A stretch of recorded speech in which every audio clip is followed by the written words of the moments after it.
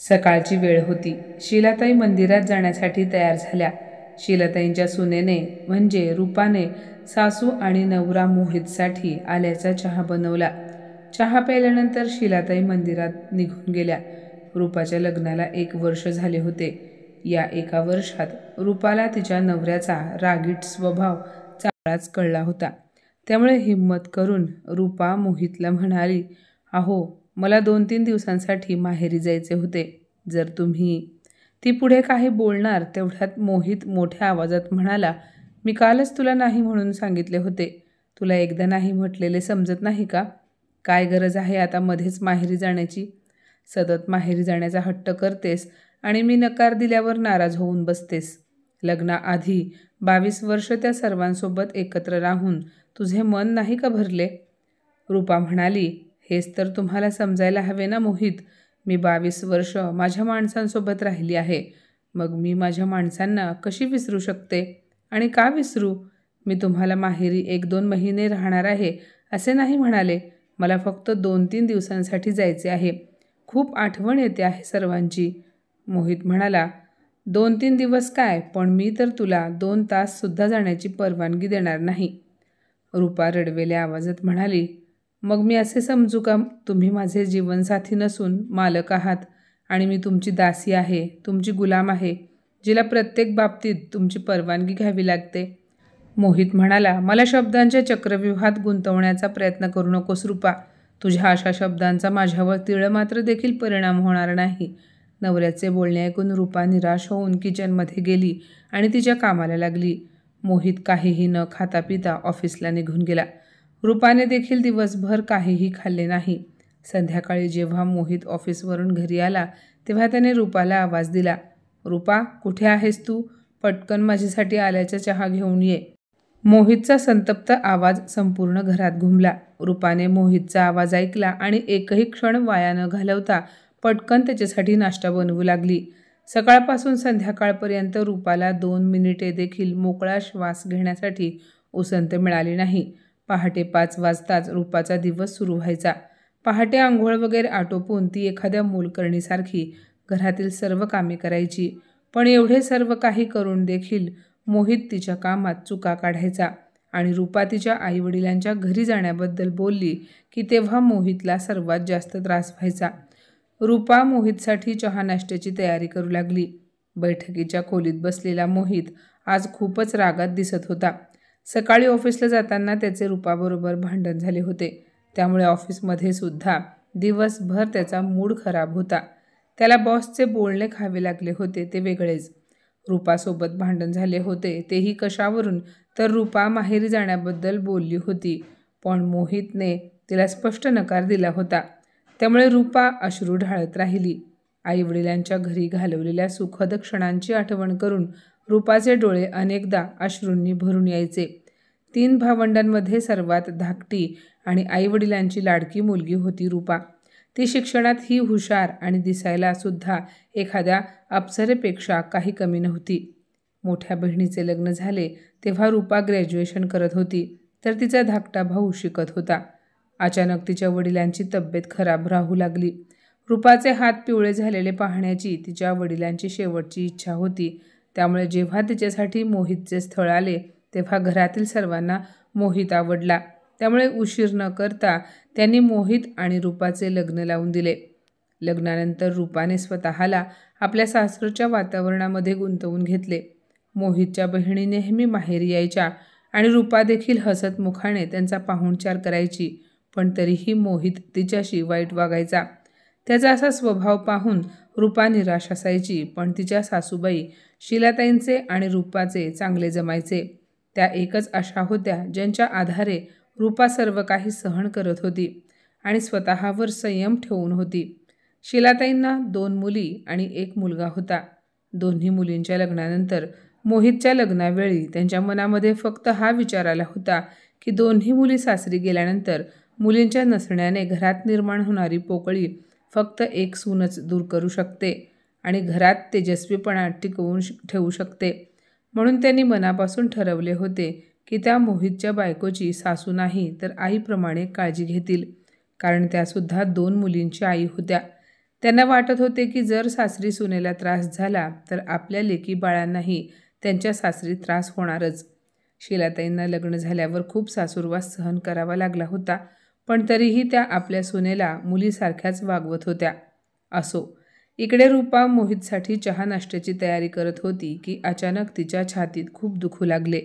तिने एका हातात किचन ओट्याला घट्ट पकडले आणि दुसरा हात आपल्या छातीवर ठेवला.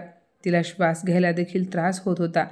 तिने मोहितला आवाज दिला, पण तिच्या घशातून आवाज निघाला नाही.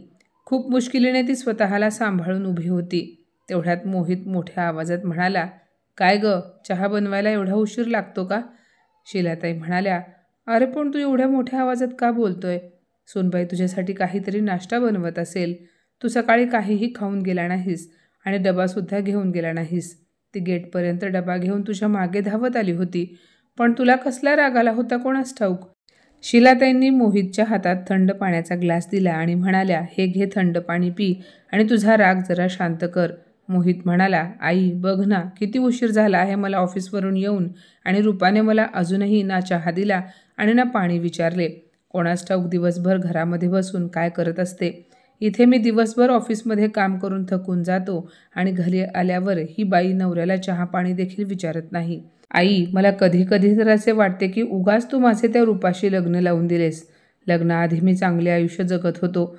सर्व काही सुरळीत सुरू होते आणि आई, तू नेहमी तिची बाजू घेत असतेस आणि माझ्यातल्या चुका शोधत असतेस. ठीक आहे, मी बघते तिला एवढा का उशीर लागतोय. असो, ती ह्या घरची सून आहे, दुसऱ्या कोणाची मुलगी आहे. मुलकरीण किंवा रोबोट नाही, जी तुझ्यासाठी आणि ह्या कुटुंबासाठी दिवसरात्र काम करेल आणि तुझ्या आज्ञेनुसार नाचत राहील. तू नेहमी तिच्यावर ओरडत असतोस. ती तुझी बायको आहे, तुझी कामवाली नाही, समजले का? बिचारी दिवसभर घरातील कामांमध्ये असते.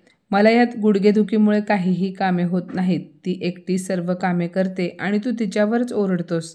शीलाताईंना आपल्या मुलाचे बोलणे अजिबात आवडत नव्हते. त्या विचार करत होत्या की मी या मुलाला असे संस्कार तर दिले नव्हते, तरीसुद्धा हा बायकोशी असा का वागतो? कदाचित माझ्या मुलाला वाढवण्यात मीच कुठेतरी कमी पडले. 3 बहिणींनी आपल्या एकुलत्या एक भावाला कधी उठून एक ग्लास पाणी पिण्याचे सुद्धा वेळ येऊ दिली नाही. असा विचार करत शीलाताई स्वयंपाकखोलीमध्ये गेल्या. तेव्हा त्यांनी पाहिले तर रूपा जमिनीवर पडली होती. तिला अशा प्रकारे जमिनीवर पडलेले पाहून त्या धावत तिच्याकडे गेल्या आणि तिच्या हाताला घासू लागल्या. त्यांनी रूपाच्या चेहऱ्यावर पाणी शिंपडले आणि चेहऱ्यावरून हात फिरवत म्हणाल्या, "रूपा बाळा, उठ, काय झाले तुला?" शीलाताईंच्या डोळ्यातील अश्रू रूपाच्या गालावर पडत होते, पण ती आपल्या सासूच्या कुशीमध्ये आरामात झोपली होती. शीलाताईंनी मोहितला आवाज दिला, "मोहित, पटकन ये. अरे रूपाला काहीतरी झाले आहे."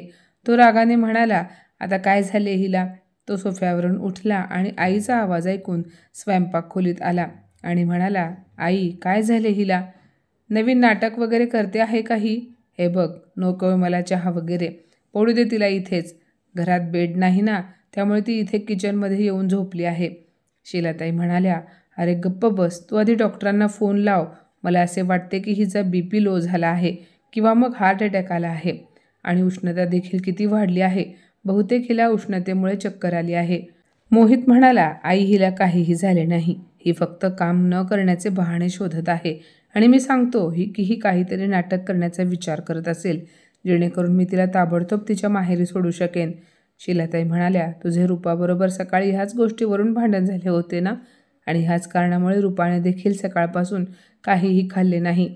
अरे तुला एकदाही माझ्याशी बोलणे आवश्यक वाटले नाही का की रूपाला तिच्या माहेरी का जायचे आहे?" मोहित आईकडे पाहू लागला.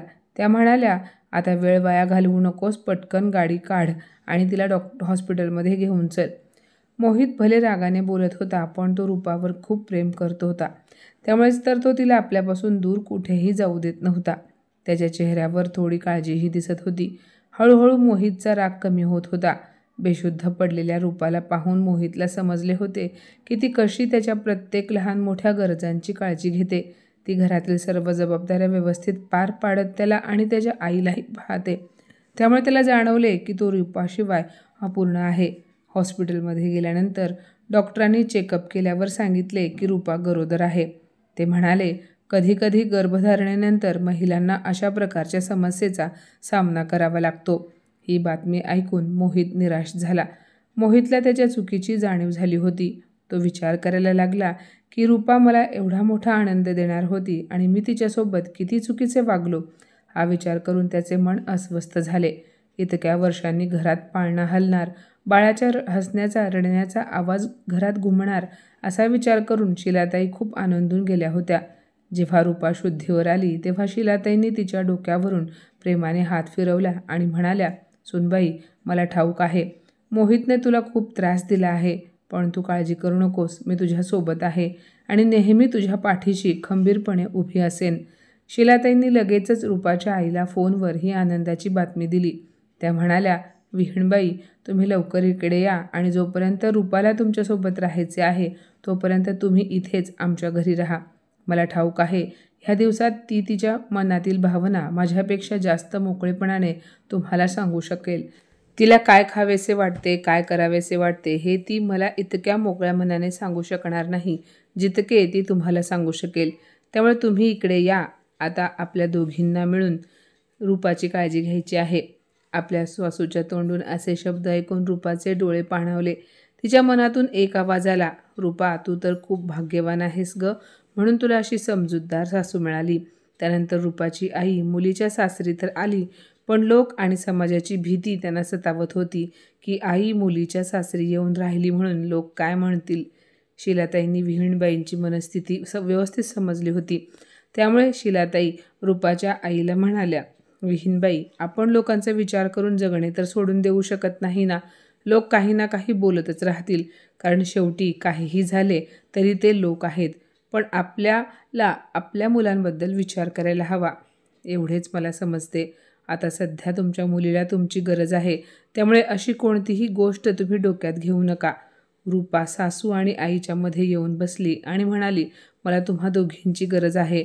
भले मला एका आईने जन्म दिला, पण माझ्या लग्नानंतर मला 2 आई आहेत ज्यांचे माझ्यावर जीवापाड प्रेम आहे. मोहितला त्याच्या चुकांची जाणीव झाली होती की त्याला रूपाबद्दल असे बोलायला नको होते. रूपाच्या दोन्ही नणंदा जेव्हा त्यांची रूपा वहिनी आई होणार असल्याचे समजले तेव्हा त्या दोघीही खूप खुश झाल्या आणि वहिनीला भेटायला आपल्या माहेरी आल्या. शीला निवासमध्ये आनंदी आनंद होता. आज मोहितच्या दोघी बहिणी माहेरी आल्या होत्या, त्यामुळे त्यांना आलेले पाहून मोहितला खूप आनंद झाला. शीलाताई म्हणाल्या, बघ, पाहिलेस ना मोहित, जशा तुला तुझ्या बहिणी माहेरी आल्या म्हणून आनंद होतोय आणि बहिणींनासुद्धा माहेरी यावेसे वाटते, तसेच रूपालाही वाटते. तिच्या भावा बहिणींना आणि तिलाही वाटत असेल ना की माहेरी येऊन एकत्र काही दिवस राहावे. मुलीने लग्नानंतर आपल्या रक्ताच्या नात्याला विसरावे हे योग्य तर नाही. रोहित आपले कान पकडून उठाबशा काढत म्हणाला, आई, मला आता सर्व काही समजले आहे. आता जेव्हा केव्हा रूपाला माहेरी जावेसे वाटेल तेव्हा मी कधीच रूपासोबत भांडण करणार नाही. तो पुढे म्हणाला, मला माफ कर रूपा, मला तुझ्याशी असे बोलायला नको होते. मी तुझ्या प्रेमाची आणि कामाची कधीच किंमत केली नाही. मी कधीच तुझ्या भावनांना समजून घेण्याचा प्रयत्न केला नाही. पण आता जेव्हा कधी तुला माहेरी जावेसे वाटेल तेव्हा मला सांग, मी स्वतःहून तुला माहेरी सोडेन. तुझ्याशी कधीच भांडण करणार नाही. मला माफ कर प्लीज. रूपा म्हणाली, अहो, माझे माहेर आणि सासर दोन्ही जर एका घरात असेल तर मला कुठेही जाण्याची गरज नाही. सुनेचे बोलणे ऐकून शिलाताईंनी रूपाला मिठी मारली. शिलाताई आणि रूपाची आई दोघींनी मिळून रूपाची व्यवस्थित काळजी घेतली.